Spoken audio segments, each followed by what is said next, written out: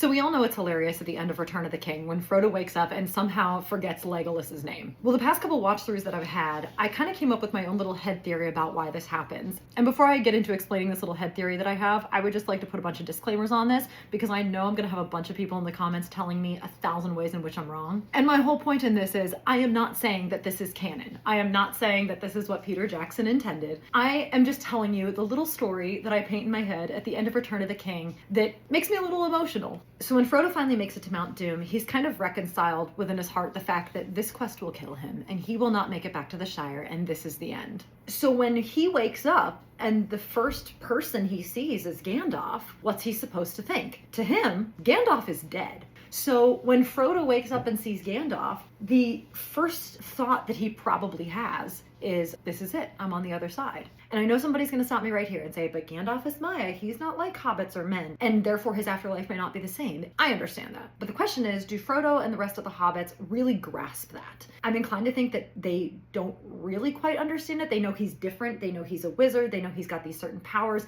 but even when Pippin asks Gandalf about the afterlife, Gandalf describes it in a way that makes it feel collective. So with all that being said, think that Frodo thinks Gandalf has the same afterlife as they all do, okay? So that being said, after Gandalf, it's Gimli and it's Merry and Pippin. Frodo doesn't know what happened to them. So to him, by all accounts, they all probably died during the journey as well. So he sees them, he says all their names, he's so excited and happy to see them. And then Legolas walks in. And you see him not say his name, but I view it as a hesitation, as sort of a mind shift. And here's why. It's shown throughout the movie that the hobbits do have an understanding of the fact that the elves are very otherworldly. They're very ethereal. And so I think that they would grasp the concept, especially knowing that they go on the ships to Valinor. Their afterlife and after they die is not the same as the hobbits or men or dwarves. And so when Legolas walks in through the door, I think it's the first time since Frodo's woken up that he realizes, wait a minute, I'm not dead. Because I wouldn't be sharing the afterlife with Legolas. I think it's not so much him forgetting his name, but him seeing him and having this sort of shift of mindset that makes him realize everyone in this room